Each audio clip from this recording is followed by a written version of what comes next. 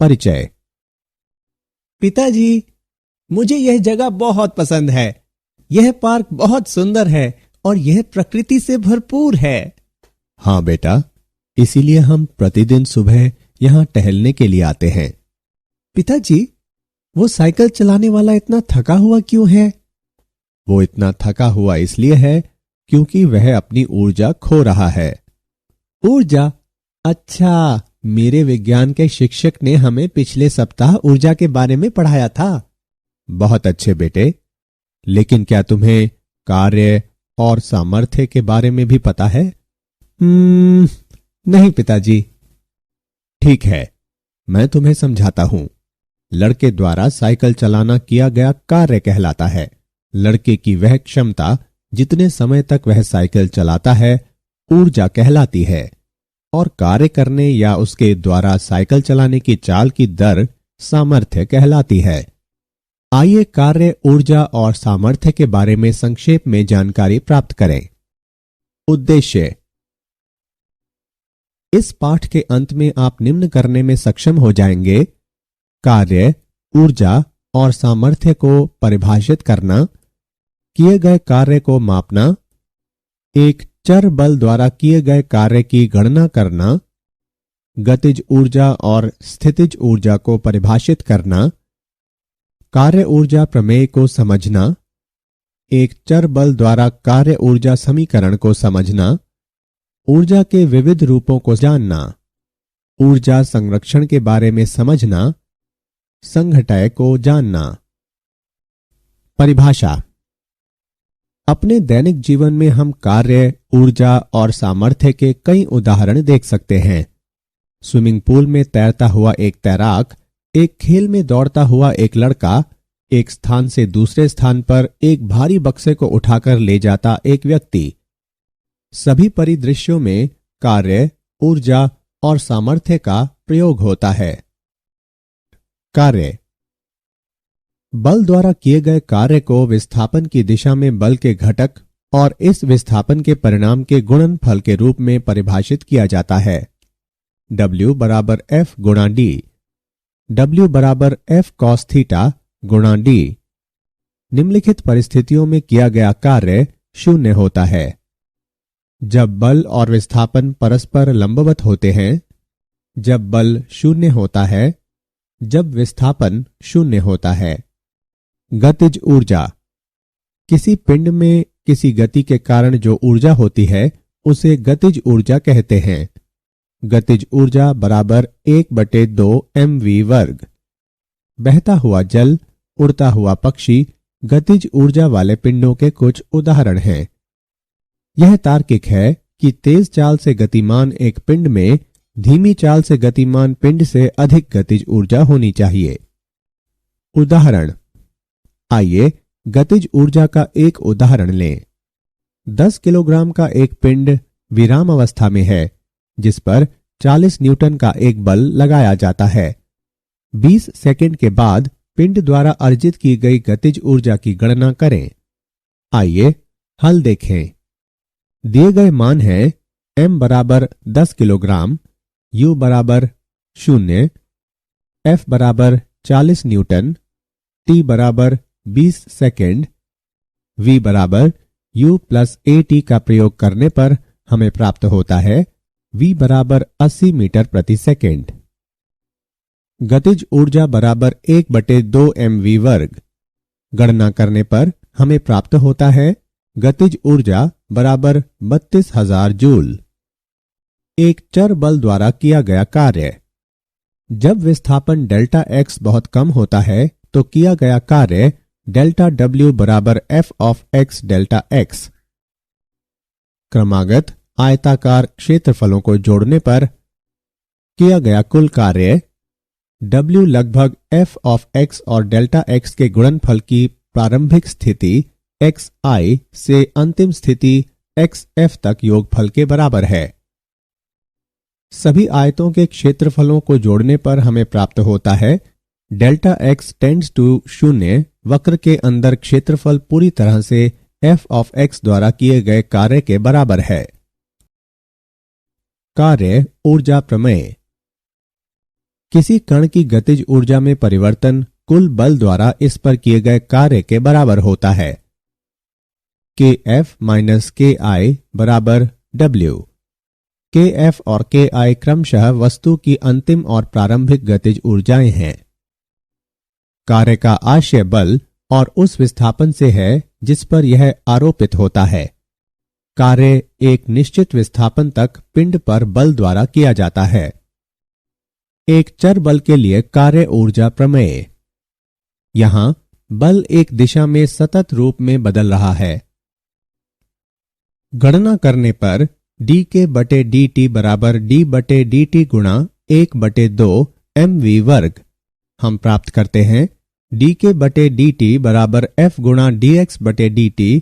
इससे प्राप्त होता है dk बराबर f dx। अब प्रारंभिक स्थिति xt से अंतिम स्थिति xf तक समाकलन करने पर हम पाते हैं kf माइनस kt बराबर कार्य। यही एक चर बल के लिए कार्य ऊर्जा प्रमेय है। कार्य ऊर्जा प्रमेय में समय अंतराल का समाकलन शामिल है। यह ध्यान रखना चाहिए कि यह अदिश रूप में है। स्थितिज ऊर्जा। पिंड की स्थिति या आकार के कारण इसमें जो ऊर्जा होती है उसे स्थितिज ऊर्जा के रूप में परिभाषित किया जाता है। उदाहरण के लिए बांध में संचित जल, एक पहाड़ी पर रखा पत्थर, धनुष की तनी हुई डोरी आदि। जब किसी पिंड को बिना त्वरण के जमीन से ऊपर ऊंचाई तक उठाया जाता है तो गुरुत्वाकर्षण के विरुद्ध कार्य किया जाता है और यह कार्य पिंड में स्थितिज ऊर्जा के रूप में संचित हो जाता है। अतः स्थितिज ऊर्जा बराबर mgh। अब पिंड को नीचे की ओर छोड़ा जाए तो इसकी चाल बढ़ती जाती है। जमीन से टकराने से ठीक पहले इसकी चाल v की घात 2 बराबर 2gh। इस समीकरण को इस प्रकार लिखा जा सकता है 1/2 mv वर्ग बराबर mgh। यांत्रिक ऊर्जा का संरक्षण। किसी निकाय की कुल यांत्रिक ऊर्जा संरक्षित रहती है यदि इस पर कार्य करने वाले बल संरक्षी हों। आइए इसे एक उदाहरण से समझें। विचार करें कि आरंभ में m द्रव्यमान का कोई पिंड जमीन से h ऊंचाई पर बिंदु B पर रखा है। B पर पिंड की यांत्रिक ऊर्जा है mgh। मान लें कि B से x दूरी पर एक बिंदु A है और यदि A पर पिंड का वेग u हो तो u वर्ग बराबर 2gx। A पर पिंड की यांत्रिक ऊर्जा बराबर A पर पिंड की गतिज ऊर्जा प्लस A पर पिंड की स्थितिज ऊर्जा। इसकी गणना करने पर हम प्राप्त करते हैं A पर पिंड की यांत्रिक ऊर्जा mgh है। यदि जमीन से टकराने से ठीक पहले पिंड का वेग v हो तो v वर्ग बराबर 2gh। यहां O पर पिंड की यांत्रिक ऊर्जा बराबर O पर पिंड की गतिज ऊर्जा प्लस O पर पिंड की स्थितिज ऊर्जा। इसकी गणना करने पर हम प्राप्त करते हैं O पर पिंड की यांत्रिक ऊर्जा mgh है। सभी उपरोक्त समीकरणों से स्पष्ट है कि किसी पिंड की यांत्रिक ऊर्जा इसके मुक्त रूप से गिरते समय संरक्षित रहती है। एक स्प्रिंग की स्थितिज ऊर्जा। जब किसी स्प्रिंग को बिना किसी त्वरण के फैलाया या संपीडित किया जाता है तो एक बाह्य बल द्वारा कुछ कार्य किया जाता है। यह कार्य स्प्रिंग में स्थितिज ऊर्जा के रूप में संचित हो जाता है। जब एक स्प्रिंग को फैलाया या संपीडित किया जाता है तो इसी प्रत्यस्थता के कारण स्प्रिंग में एक प्रत्यानयन बल उत्पन्न होता है जो इसकी लंबाई में परिवर्तन के अनुक्रमानुपाती होता है। प्रत्यानयन बल को इस प्रकार व्यक्त किया जाता है F अनुक्रमानुपाती x। F बराबर माइनस kx, जहां k बराबर स्प्रिंग का बल नियंत्रांक है और ऋण चिन्ह प्रदर्शित करता है कि यह सदैव परिवर्तन की विपरीत दिशा में कार्य करता है। तब इसका क्षण आवश्यक बाह्य बल F बराबर kx इसकी लंबाई में और dx परिवर्तन करने में बाह्य बल द्वारा किया गया कार्य है। dw बराबर F सदिश और dx सदिश का डॉट गुणनफल, या dw बराबर kx dx। अब इसकी लंबाई में L परिवर्तन करने में बाह्य बल द्वारा किए गए कार्य की मात्रा W बराबर dw का समाकलन। इसकी गणना करने पर हम प्राप्त करते हैं W बराबर 1/2 kl वर्ग। तब स्प्रिंग की लंबाई में L परिवर्तन करने पर इसकी स्थितिज ऊर्जा है स्थितिज ऊर्जा बराबर W। स्थितिज ऊर्जा बराबर 1/2 kl वर्ग। ऊर्जा के विविध रूप। ऊर्जा कई रूपों में पाई जाती है जो एक से दूसरे में रूपांतरित हो जाती है। वे इस प्रकार हैं: ऊष्मीय ऊर्जा, रासायनिक ऊर्जा, विद्युत ऊर्जा, नाभिकीय ऊर्जा। ऊष्मीय ऊर्जा। प्राचीन काल में मानव पत्थरों को रगड़कर आग जलाया करते थे। यहां घर्षण द्वारा किया गया कार्य ऊष्मीय ऊर्जा के रूप में रूपांतरित हो जाता है। इससे पत्थरों की आंतरिक ऊर्जा बढ़ जाती है। जब पत्थरों का तापमान एक निश्चित सीमा तक बढ़ जाता है तो आग की एक चिंगारी उत्पन्न होती है। रासायनिक ऊर्जा। रासायनिक अभिक्रिया में भाग लेने वाले अणुओं की बंधन ऊर्जाएं अलग अलग होती हैं। एक रासायनिक अभिक्रिया सामान्यतः परमाणुओं की पुनर्व्यवस्था होती है। रासायनिक अभिक्रियाओं के दो प्रकार हैं: ऊष्माक्षेपी अभिक्रिया और ऊष्माशोषी अभिक्रिया। ऊष्माक्षेपी अभिक्रिया। इस अभिक्रिया में अभिकारकों की कुल ऊर्जा अभिक्रिया के उत्पादों से अधिक होती है और ऊष्मा मुक्त होती है। ऊष्माशोषी अभिक्रिया। इस अभिक्रिया में अभिकारकों की कुल ऊर्जा अभिक्रिया के उत्पादों से कम होती है और ऊष्मा अवशोषित होती है। विद्युत ऊर्जा। विद्युत आवेश और धारा एक दूसरे को आकर्षित या प्रतिकर्षित करते हैं।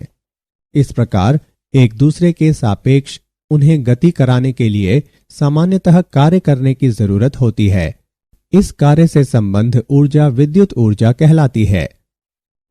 नाभिकीय ऊर्जा। एल्बर्ट आइंस्टाइन 1879 से 1955 ने दिखाया कि द्रव्यमान और ऊर्जा समतुल्य हैं और एक संबंध द्वारा संबंधित हैं। E बराबर mc वर्ग, जहां c निर्वात में प्रकाश की चाल है। नाभिकीय अभिक्रियाओं में दो प्रकार हैं। वे हैं नाभिकीय संलयन और नाभिकीय विखंडन अभिक्रियाएं। नाभिकीय संलयन। सूर्य की ऊर्जा का स्रोत नाभिकीय संलयन का एक उदाहरण है। सूर्य में 4 हल्के हाइड्रोजन नाभिक समेकित होकर एक हीलियम नाभिक बनाते हैं, जिसका द्रव्यमान अभिकारकों के द्रव्यमान के योगफल से कम होता है। यह द्रव्यमान अंतर द्रव्यमान दोष डेल्टा M कहलाता है, जो ऊर्जा का स्रोत है। नाभिकीय विखंडन। नाभिकीय विद्युत संयंत्र नियंत्रित नाभिकीय विखंडन का उपयोग करता है। विखंडन में एक भारी नाभिक जैसे यूरेनियम 235 92 एक न्यूट्रॉन द्वारा हल्के नाभिकों में टूटता है। अंतिम द्रव्यमान प्रारंभिक द्रव्यमान से कम होता है और द्रव्यमान अंतर ऊर्जा में रूपांतरित हो जाता है। ऊर्जा संरक्षण। ऊर्जा संरक्षण के सिद्धांत के अनुसार ऊर्जा को एक रूप से दूसरे रूप में बदला जा सकता है, लेकिन विलगित निकाय की कुल ऊर्जा नियत रहती है। ऊर्जा न तो उत्पन्न की जा सकती है, न ही नष्ट की जा सकती है। ब्रह्मांड को एक विलिगत निकाय के रूप में देखा जा सकता है। ब्रह्मांड की कुल ऊर्जा नियत है। यदि ब्रह्मांड का एक भाग ऊर्जा खोता है तो दूसरा भाग ऊर्जा की बराबर मात्रा प्राप्त कर लेता है। सामर्थ्य। किसी पिंड के सामर्थ्य को पिंड द्वारा कार्य करने की दर के रूप में परिभाषित किया जाता है। सामर्थ्य एक अदिश राशि है और इसे P से व्यक्त करते हैं। पिंड की सामर्थ्य P बराबर W/T। इसका SI मात्रक वॉट है। सामर्थ्य के सामान्यतः प्रयुक्त किए जाने वाले अन्य मात्रक किलोवाट या हॉर्स पावर अश्वशक्ति हैं। 1 हॉर्स पावर बराबर 746 वॉट। तात्कालिक शक्ति। इसे किसी विशिष्ट क्षण बहुत कम समय अंतराल में औसत शक्ति या सामर्थ्य के रूप में परिभाषित किया जाता है। संघटय। दो पिंडों के मध्य संघटय को बहुत ही कम समय अंतराल के लिए पारस्परिक अन्योय क्रिया की प्रक्रिया के रूप में परिभाषित किया जाता है, जिसके कारण संपर्क में आने वाले पिंडों की ऊर्जा और संवेग परिवर्तित हो जाते हैं। संघटय दो प्रकार का होता है। प्रत्यास्थ संघटय, यह संघटय का वह प्रकार है जिसमें निकाय का संवेग और गतिज ऊर्जा दोनों संरक्षित रहते हैं। अप्रत्यास्थ संघटय, यह संघटय का वह प्रकार है जिसमें निकाय का संवेग तो संरक्षित रहता है, जबकि निकाय की गतिज ऊर्जा संरक्षित नहीं रहती है। एक दिशा में प्रत्यस्थ संघटय, दो पिंडों के मध्य एक ऐसा प्रत्यस्थ संघटय है जिसमें संघटय के पहले और बाद में वे एक ही सीधी रेखा में गति करते हैं। दो दिशाओं में प्रत्यस्थ संघटय, यह प्रत्यस्थ संघटय का एक ऐसा प्रकार है जिसमें पिंड संघटय के बाद समान रेखा के अनुदिश गति नहीं करते हैं, लेकिन संघटय से पहले अपनी गति की रेखा वाले समतल में गति करते हैं। क्या आप जानते हैं, जेम्स वॉट एक व्यापारिक परिवार में पैदा हुए थे। उन्होंने स्कॉटलैंड में इंजीनियरिंग का कार्य किया। उन्होंने भाप इंजन को इस सीमा तक सुधार दिया कि अधिकांश लोग यह सोचते हैं कि वॉट ही भाप इंजन के आविष्कारक हैं। यह ध्यान रखना रोचक है कि मूलतः भाप इंजन का विकास न्यूकोमेन ने किया था। कार्य एक ऊर्जा है जिसे वस्तु पर कार्यरत बल के साधनों द्वारा एक वस्तु में या से स्थानांतरित किया जाता है। वस्तु को स्थानांतरित ऊर्जा धनात्मक कार्य होती है और वस्तु से स्थानांतरित ऊर्जा ऋणात्मक कार्य होती है। स्थितिज ऊर्जा की अवधारणा केवल संरक्षी बलों के मामले में ही पाई जाती है।